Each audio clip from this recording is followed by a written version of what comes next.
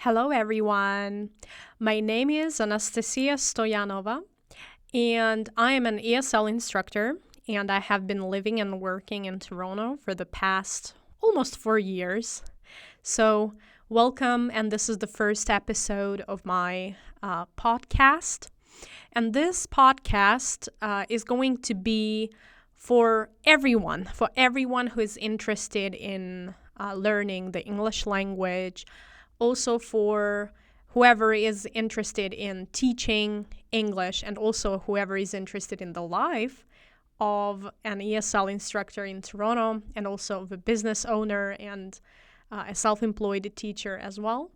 Also, if you are curious about the life of an immigrant in Canada, so you're more than welcome to join me every week for this half an hour, and I'll be talking about all kinds of interesting topics. And I want to kind of introduce myself today and tell you briefly who I am, tell you about this, and then also I would like to let you know what this podcast is going to be about. So I'm going to present you with a breakdown of some topics that we are going to cover in this podcast. Just so you know that this podcast is not scripted. I plan the topics, I plan what I would like to talk about. However, it's not scripted word by word, right? So sometimes I might get off track. So bear with me, and I hope you are going to enjoy some of my thoughts, some of my insights. And just so you know that English is not my first language, it's not my native language, although I do consider myself as a native-like, having a native-like proficiency in the English language, of course, which has been proven by many international certificates and international tests that I took and I passed successfully. So just so you know that, anyway, I hope that you stay with me, you enjoy the podcast. And the reason I wanted to start this podcast is that I felt the need to share my experience and my expertise in various topics like language learning and language teaching. Also, I wanted to kind of tell you honestly how my life in Canada is going. So, and also share some insights, and hopefully I'm going to inspire other people who are just dreaming of moving to Canada, or maybe you are in Canada right now and you want to make a new friend. So here we go. I'm going to be your new friend.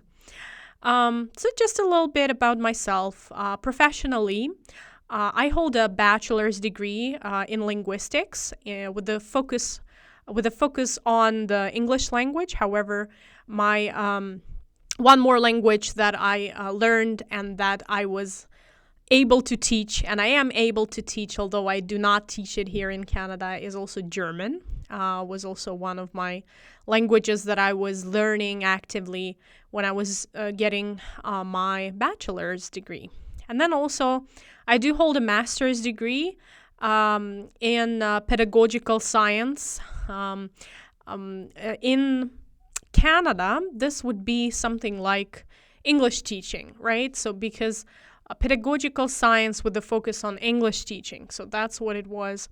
And my education, all my credentials are valid in Canada. They have been evaluated by World Education Services. This is like a worldwide organization that deals with recognizing international credentials. And I'm pretty sure that if you're planning on immigrating to Canada, or if you're already here, you probably know about this, because if your immigration was somehow connected to the economic stream of immigration, of immigrants, so you probably dealt with this whole process of evaluating your credentials. So you probably know that. Also, I'm a holder of TESOL Ontario certification. This is also quite nice, I would say, and respectable credential, nice one, because it allows me to teach English as a second language in Canada and also abroad as well. in all kinds of countries. And this certification was obtained by me here in Ontario, in Toronto. Yes, and I should say that I've been living and working in Toronto. When I landed in Canada, Toronto was my first destination, and I've been to lots of places across Canada. However, I do spend almost 100% of my time working and living in Toronto, though I do travel and I see places. So that's a little bit about me. Also, one more important certification that helped me become a very successful teacher. Yes, I was a little bit trying to be humble here, but this is also very good certification, and that is well known among educators and people around the world. And this is CELTA. This is a special certificate that I obtained with the help of the teachers training that I was going through, that I was doing in London, the UK, some time ago. And thanks to this certification, I was able to land this job here in Toronto as an ESL instructor. So that was an incredible experience back in the International House, London. That was the school where I was doing that certification. Incredible experience, like I said, and I still keep in touch with some of the people, my peers who were doing the same certification and going through the same certification. And I should say that in my life, I passed a lot of exams. That's also some important niche for me that I've been working in, and that is exam preparation.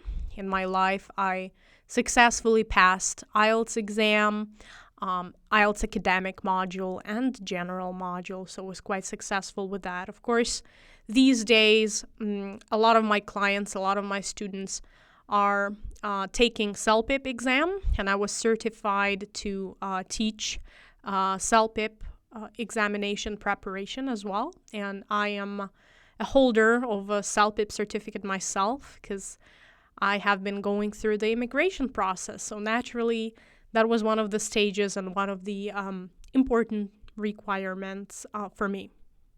So now I would like to kind of present to you some breakdown of what the episodes of my podcast will be about. So I decided that I really would like to share with this world a lot of my experience regarding teaching, because I do have a lot of things to share. And it doesn't matter where you come from, whether you're Canadian, American, or you have Slavic origin, or you're like Asian Canadian, or just Asian coming from Asia. Lots of nice and great nationalities. Whoever is listening to me right now, you are really appreciated, and you're welcome here on my podcast. And I do hope that you benefit from my stories of learning the English language, because that's also the second point of the topics, is that I'm going to share some tips and hacks and how I got a C2 level, which has been proven with the help of various certifications. Also, I would like to tell you incredible, true stories from my work experience and life experience here in Canada. So, of course, the third topic, the third aspect that I'll be covering in my upcoming podcasts will be Canada and Toronto in particular. And also, I would say, speaking about the culture, the lifestyle, but also the big chunk of those podcasts that are coming are going to be about immigrating to Canada and the whole path of immigration to Canada and how I managed to do that, because a lot of people are dreaming of that, and that's somebody's like dream of their whole life to be here. And maybe I am going to inspire you, and maybe I'm gonna help you somehow and lead you away to Canada, so to say. Of course, that I'm going to be sharing a little bit of my philosophy, on the topic of teaching the English language, because I do think that it's not only it is a profession, but also it's a life calling for me. I'll tell you how I came to Toronto, as I said, and also in our today's podcast, I'll briefly tell you how I came to Toronto. And also, I'll be telling you just a little bit about my background regarding CELPIP and obtaining that certification. And also, one more important niche that I'll be talking about, and the important niche that I'm working in, and that's North American accent training. And also, I'll share just some further plans for my life. And perhaps I'll talk about career and the revival of the content on all kinds of social networks. Because as some of you might know, because some of you either met me or from other social networks that I've been presenting, I've been active on, that I recovered from a massive burnout and depression, also here in Canada, because, immigration is not a smooth path, and things happen. So I'll be sharing and talking about that as well in the upcoming podcasts. And each podcast will focus on very, very small topics. Like, I will break down these massive topics into smaller chunks so that they're all palatable and comprehensible and just nice to listen to. So anyway, I would like to let you know that in case you're interested and you are interested in preparing for CELPIP exam, or maybe you would like to improve your general English knowledge, such as grammar or vocabulary, or maybe you just want to improve your level overall, you're always more than welcome to get in touch with me.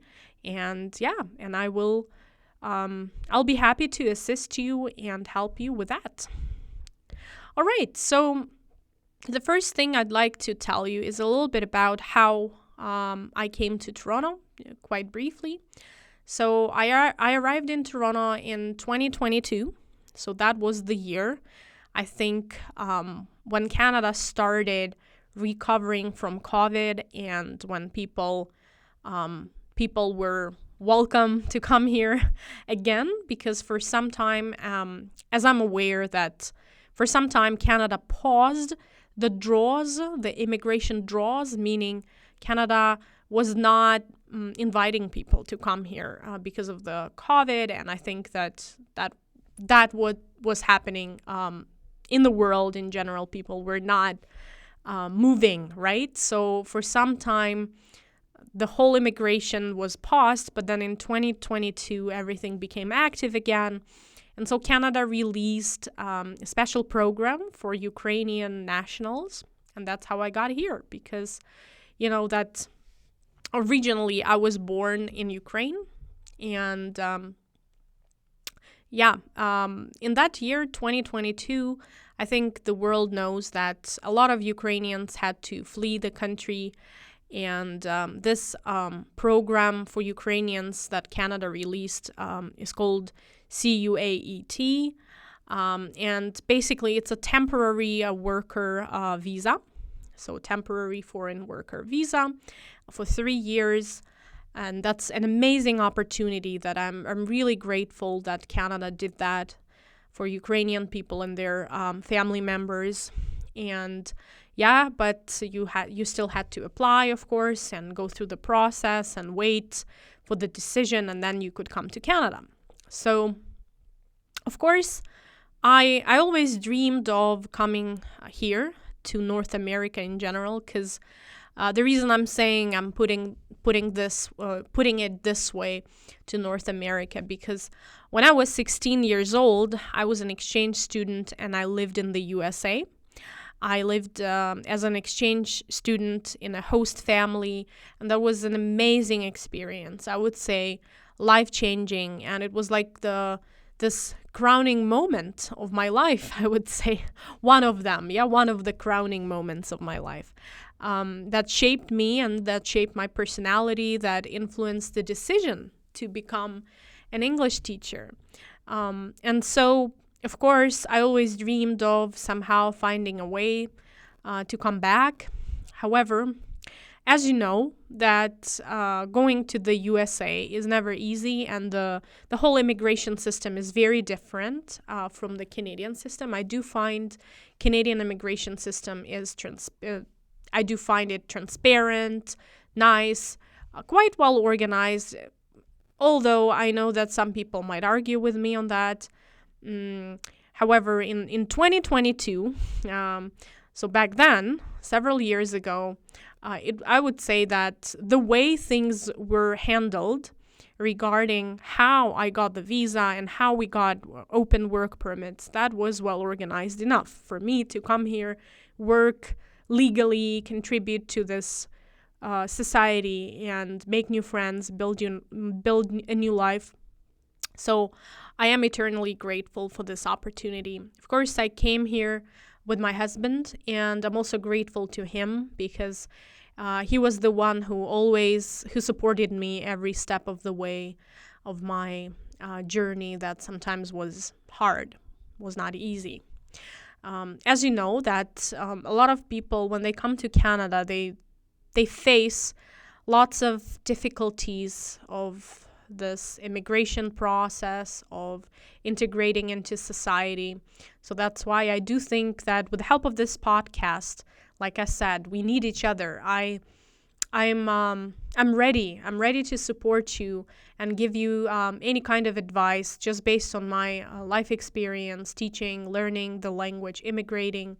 And of course, when we landed in Toronto, I still remember, as it was yesterday, it was May 23rd, 2022. So I was very excited. And I remember, seeing this Pearson airport, very nice, and people were friendly, and I was anxious, of course. I didn't know what to expect. I was thinking that, they would be asking lots of questions, but no, they were, of course, they asked some things like, where are you staying? What are your plans?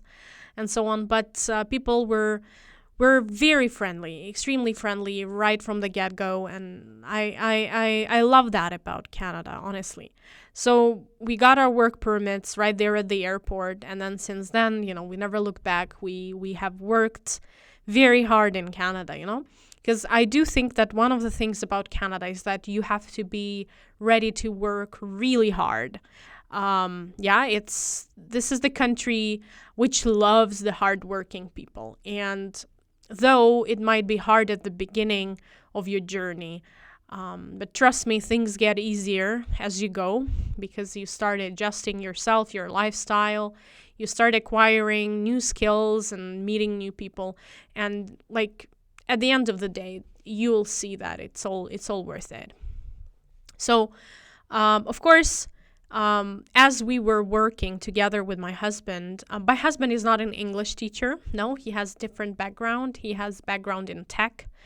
And don't get me wrong, some people start thinking, oh, it's so easy to immigrate when you're in tech. No, it's not, guys. Especially things are changing, and, Canada was inviting people from the STEM categories. These are the people who work, because STEM field is very broad. Like, there are many people like mathematicians, and other professions. So it's not just the people who are in tech or who are programmers or web designers or whoever, right? So it's it's a huge field. And so it's not easy because you still have to qualify and meet lots of requirements. I'm not sure if you guys have any background information on the immigration system in Canada, but in Canada there is this main system or database, I should say, that's called Express Entry. And so in this database, there are many people, and you can even check online how many, because every day someone gets registered, someone who is smart, brilliant, young, qualified, with lots of savings, and so on and so forth. So the competition to come to Canada is very stiff, and you have to face that, and you have to realize that it's not an easy process, even for a person who is skilled and who is in tech. So when we came, like I said, we were on the temporary work permits, but of course we were willing to stay, and we wanted to stay, though I think this decision came to us later, because we started liking Toronto, and we started liking Canada a lot, and we both were dealing with, of course, lots of problems at work, like integration, like adjusting our lifestyle, and just in general methods of work. But right there and then, we knew that this is amazing, because Canada gives us a chance to change for the better, and change our life for the better. So we started thinking, okay, how should we get this PR, permanent resident status? And of course, lots of Ukrainians were thinking, and lots of other nationalities are thinking constantly about that, no doubt. So the whole process, so this express entry system, the database with all kinds of people who register, who provide the information about themselves, that's a huge point. You have to register, you have to have higher education, all kinds of credentials. You also have to have the language proficiency proof, English and French these days. By the way, French knowledge is quite appreciated, and also I know personally lots of great people immigrated thanks to French. So when you register, you basically input all the information into the system, and so it gives you a score. So our score at the time when we registered was I think about 490 points, and that was in 2022. And even back then, that was not enough. Like these days, the cutoff, meaning the lowest level of points, the lowest score, is like 530 something, if I'm not mistaken, since the last time I checked, which is the beginning of September 2025. So Canadian experience class and other categories. So it's quite competitive, and it gets more competitive every year. Personally, I've spoken to so many people who have been living here for 10 years and who never got the permanent residence, and who are still staying on the work permits, which is fine, you know. It just depends how hard you're trying, how hard you want it, and also what cards you have, right? Because you got to have certain cards, metaphorically speaking. What I mean is that a lot of people are not willing to learn French, for example, although clearly the Canadian government sends this message that, hey, Francophone people are very welcome. So, because learning a language is very, very hard. So not everyone is daring to try that. Let me frame it this way. So, but in my case, we attended this consultation. We booked an appointment with the immigration consultant, quite a professional. He was a great person, great professional. So of course he looked at all of the data we had given to him, and he suggested several ways.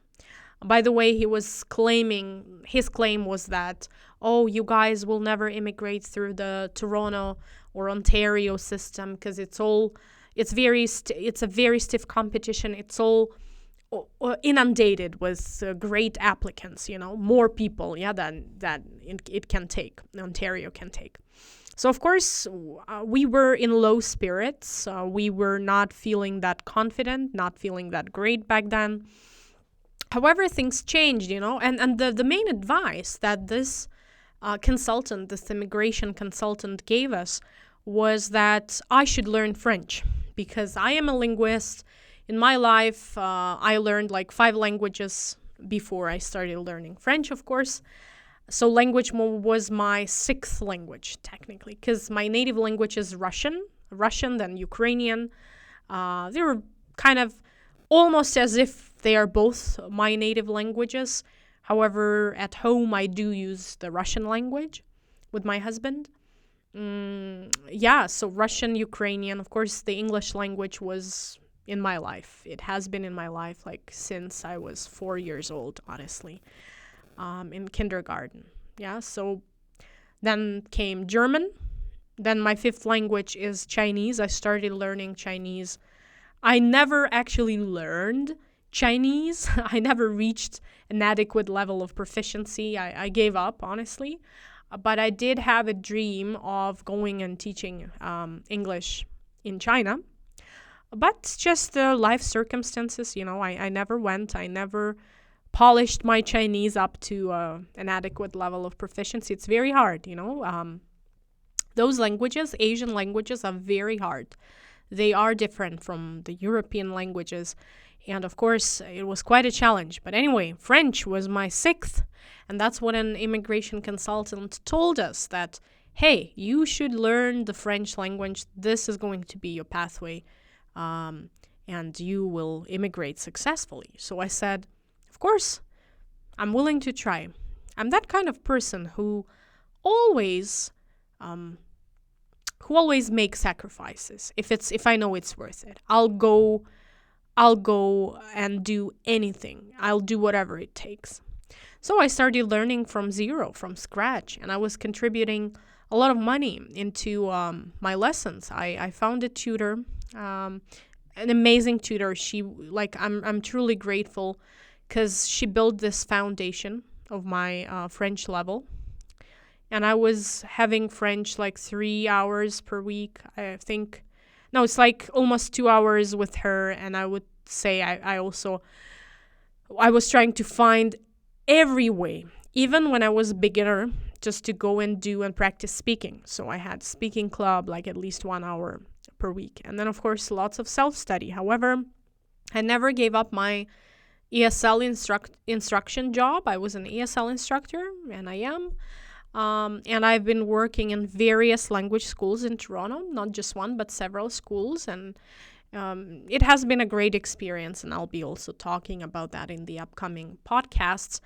So, yeah, I dived into French straight away.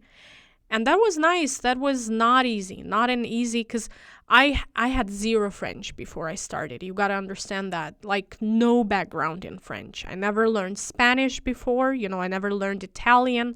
Some linguists claim that if you learned Italian or Spanish, it's kind of easier for you to deal with French, to learn French. But for me, so it is what it is. It was what it was. I started where I was, and I built my way up. However, that was not how I became a permanent resident. I am a permanent resident of Canada, and soon hoping to become a citizen of Canada very soon. So, but in the end, Ontario provincial program took us in, and we were able to secure the invitation from the province. Really grateful to the province and to my husband, his skills, his work ethic.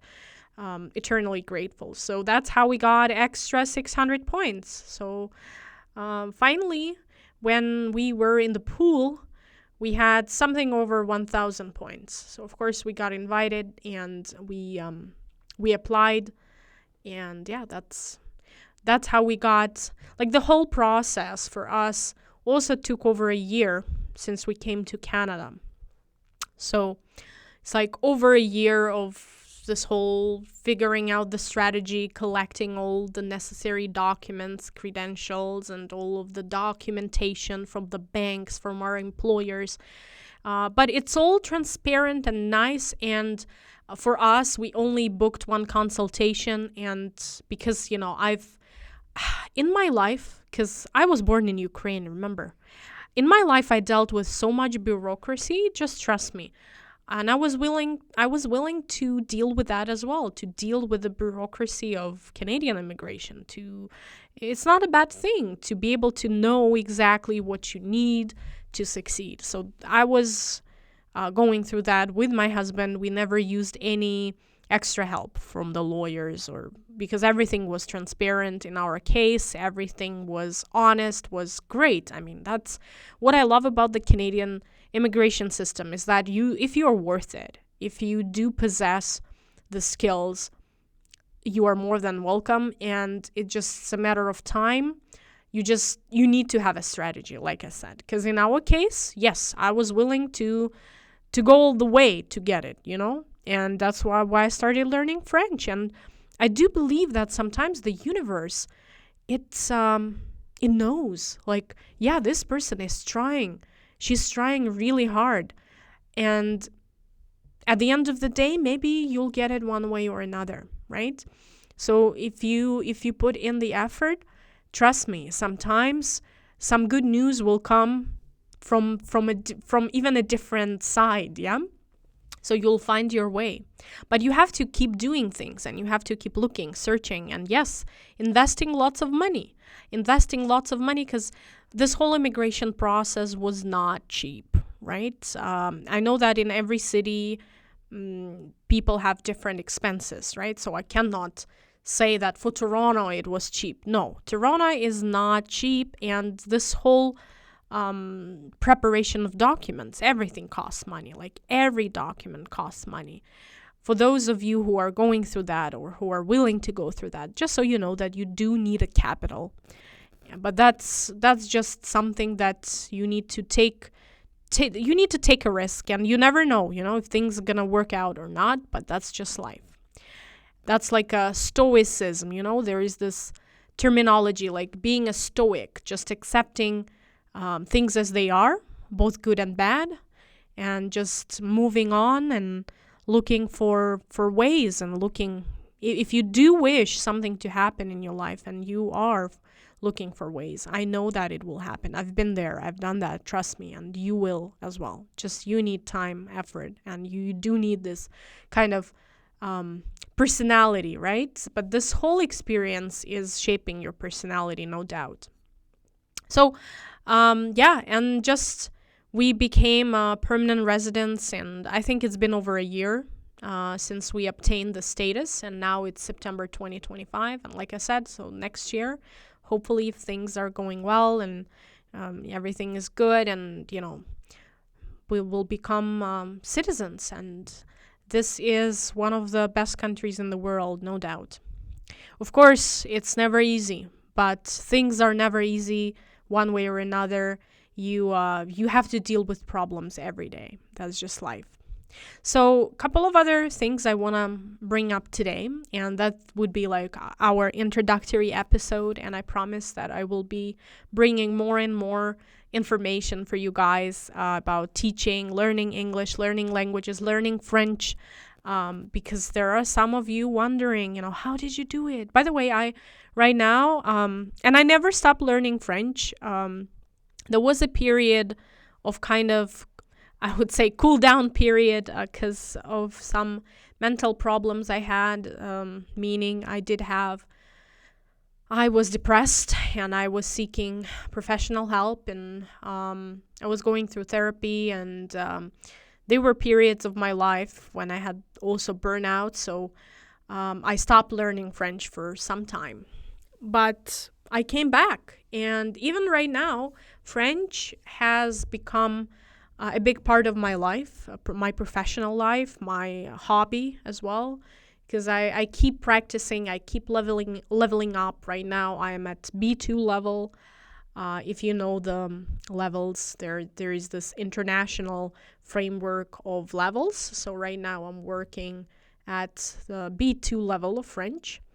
And I'm planning on taking also international examination. I've taken some examination by the government also, so they assess my French level, and by the language schools. And of course, I've been working with the language schools and with tutors and with great professionals. And as I always tell you guys, whoever, if you know me, if you met me personally, you know that I'm always in favor of having a tutor, having a mentor, having a coach that I am. Because I do work with my students, I do work in this coaching method.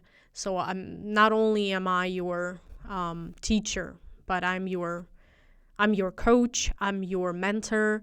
And I do believe that throughout the language journey, every person deserves to have a good mentor, especially when you're building the foundation.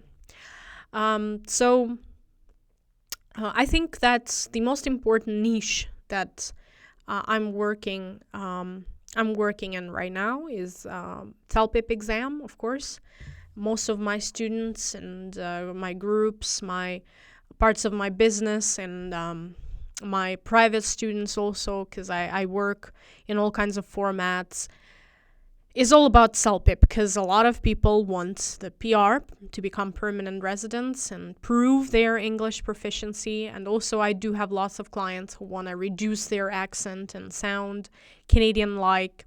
And, it's also, you never can get rid of your accent completely. I do know and I'm aware that I do have an accent because English is not my native language. However, you can reduce accent. You can reduce your accent. So also that's what I'm helping my clients, my students with.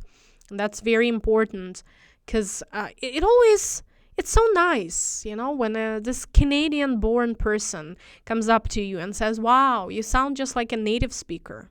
Wow, were you born here? And this whole journey from going from this point where they ask you, oh, where are you from? What's your accent? Up to the point where they ask you, oh, great accent. Or even, were you born here? So people start doubting whether I was born here or I'd lived here all my life, which is not true. I have not lived here all my life, right? I've lived here since 2022, as you know.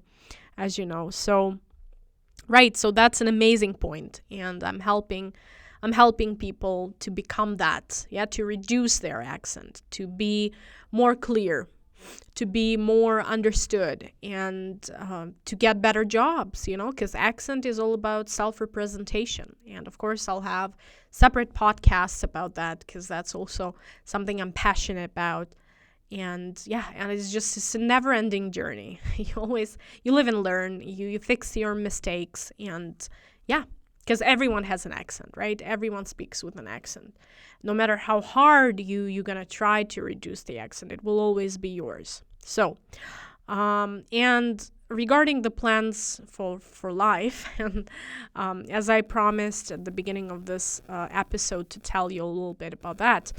So I'm willing to, I've been recovering from a massive burnout, and thanks to therapy, great professional help that I got, and I was depressed, and it's not just a word, because you gotta be diagnosed and you gotta get a treatment. So I've been going through lots of phases here in Canada, right? It's not just a happy journey, and I don't want to sound overly positive, right? I'm always cautiously optimistic, but the reason I'm saying right now is that further plans for my life are very important, and I decided to revive the content, and because I'm ready for it. Sometimes when you start some things in life and you're not ready.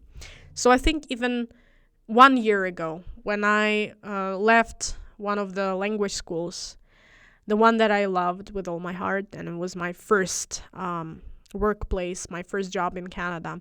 And I was thinking to myself, oh, I'm gonna build this huge business. I'm ready.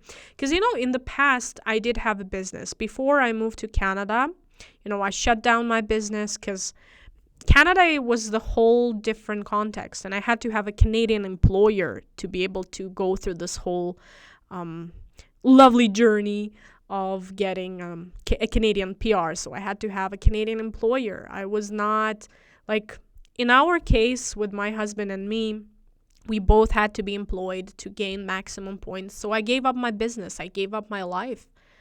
And when you realize things like that, because immigration is not just about gaining experience, gaining new skills, meeting new friends, but it's also about losing. And that's how, your depressive episodes might start. And sometimes people are just in denial. Yeah, they say that they're happy, but they're not. They're covering things up, as we all are. We want to live a better life. We want to be positive.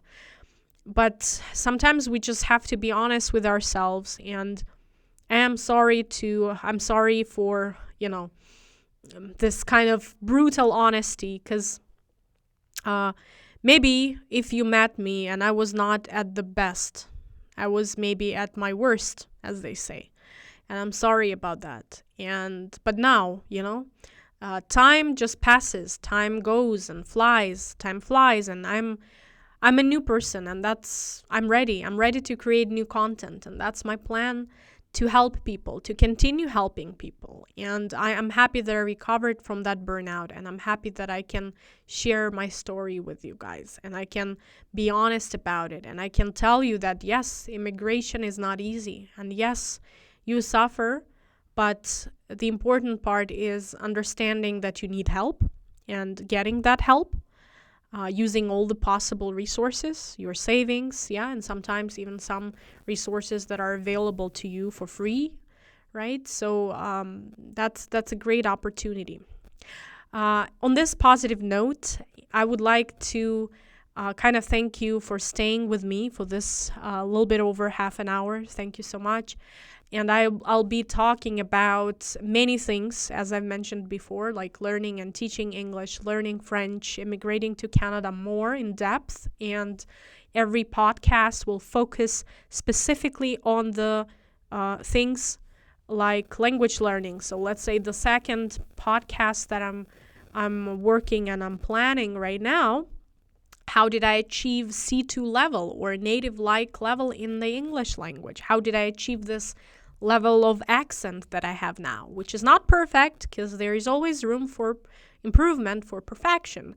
So I'll be talking about that specifically in the upcoming episode, number 2. So stay tuned. I'll be also talking about CELPIP, and also if you're a teacher, if you're a learner, please stay, please reach out. I'm willing to make new friends, and that's why I created this podcast, because this is a new chapter of my life, and I want to be closer to people. So thank you so much for hanging out with me here, and I hope you're gonna come and listen to me next time. Cheers, and see you later.